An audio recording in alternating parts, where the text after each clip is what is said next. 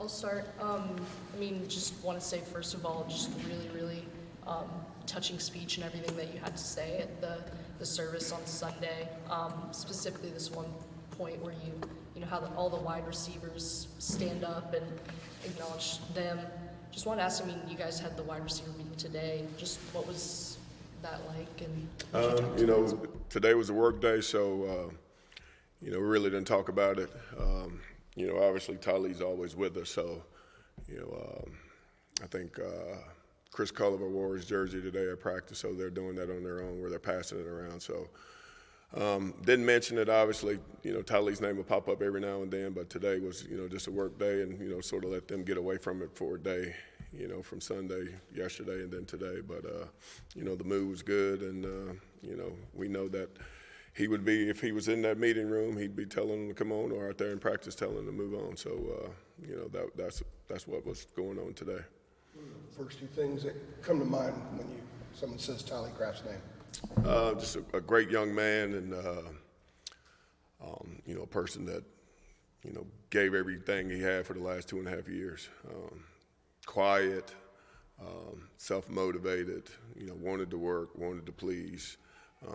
You know, just a tremendous person to where he understood what he needed to do and how to do it and how to carry himself. So, you know, you couldn't ask for anything else. I mean, he had a plan and he had a vision on what he thought his college life should be. You know, come here, get his degree, which he accomplished, and have a chance to play big-time college football. Can you take us through your relationship with him the last 2.5 years, really, since he was diagnosed, but maybe more so the last year leading up to here recently, just kind of how your relationship grew, and what were some of the things that you guys kind of talked about or did that maybe wasn't football related?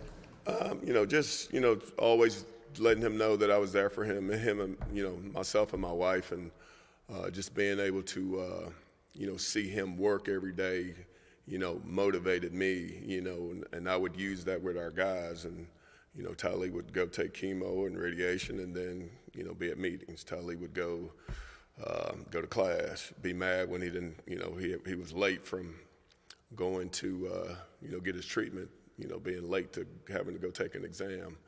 You know, we talked about a lot of things as far as, you know, just he's a Jets fan, I'm a Steelers fan, you know, those things. And just letting him know that, you know, I was there for him all the time. You know, he never really, you know, we never really talked about the disease, you know, because you didn't know. If you didn't know he had it, you wouldn't know he had it. So it was one of those things to where, you know, I'd always check on him, see him, you good? Yes, sir, I'm good. You know, anything you need, no.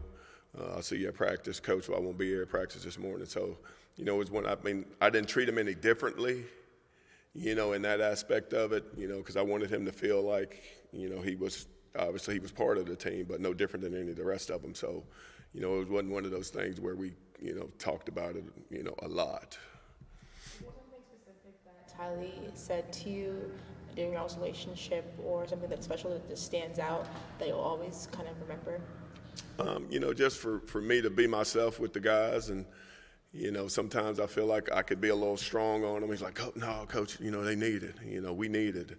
So, you know, I would get some confirmation sometimes when, like, you think I was too hard on him today? He's like, no, Coach. So, you know, he was a good person to, you know, to ask those questions because, you know, he knew how I am, and he knows, he knows how I am, and as far as, you know, what I expect in practice and those things. So I'd be like, Tylee, was I too hard on him today? He's like, no. You know, I just want to let y'all know also Coach Elliott, you know, at the University of Virginia has approved to, you know, for his guys to wear the 13 on the back of the helmet. So that's, you know, really, yes, really special for them to do, especially what, you know, they went through a couple years ago. Is that just really quick, I mean, is that something that you discussed, or did somebody kind of push for that, or like how did that come? That would be a Jeremy question. They reached out to our equipment people to see if they could get a bunch of stickers and whatnot. And so obviously that was assured. And then we just found out it was all over. So let Lonnie tell me what it was. It's cool. Yeah. Lonnie, at the end, when it wasn't looking good for Tylee, and you all were going over to see him, I guess as much as you could while you're still trying to get ready to play football games. Like, what types of things were y'all talking about then? Was it any different than what you all normally talk about? Were there certain things you were wanting to tell him, knowing that it might be the end? No different. I mean, because he was around a lot, so it was no different when they admitted him to the hospital. That I don't know, a couple weeks ago. There was no different than besides going over there, checking on him, messing with him, joking, just to keep his spirits up. And the thing for him was, even though he was lying there in the bed, it was he was still Tylee. I told him the Jets were going to lose to the Steelers, which they did. Yeah, and I know he knows that, but no different. For the guys, we just wanted to make sure that that he was comforted by people that loved him, and the guys love him. This community loves him. The world loves him. All the news that covered what he meant for the school and what the school meant for him, making sure that he received the things that he needed, and his mom received the things that she needed for the family. And as corny as it sounds, this college is 4 years, but if you're at the right places, the 4 years turned into 40, and that's one of the things that we told him. Coach Brown and I told him when we went down there 5 years ago, with Coach Barnes at Sumter, that we won't give you a chance to play. It was coming up on his red shirt. I mean, he had red shirt his freshman year, going through spring ball. Gonna get your degree. So, and we're gonna take care of you for 40 years. I mean, and that's what, after he got sick, the people around this community, around this university, with Coach Brown's push, took care of him. Miss Sally, my wife, took care of him and his family to where they knew that no matter what, that they would be taken care of. And that's what you want when you're, sending your child off to college. It's the football game. Football games are important. But at the end of the day, who are you sending your child to?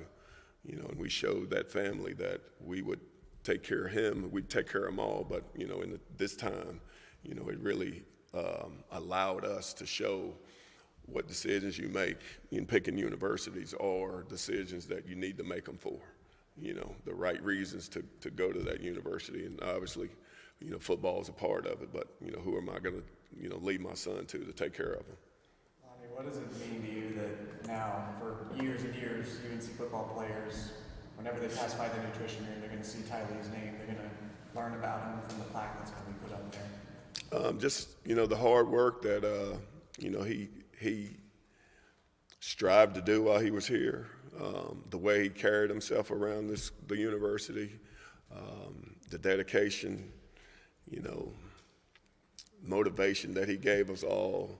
He was a kid to where, he would do just about anything that he could do to, help us, help the room, help the team, by just carrying himself as a 23-year-old man that dealing with something that he knew he had other things to do, his chemo, his treatment, his classwork, so being able to separate his distractions, which were huge distractions, to be able to accomplish his goals that he set out, and that was to get his degree.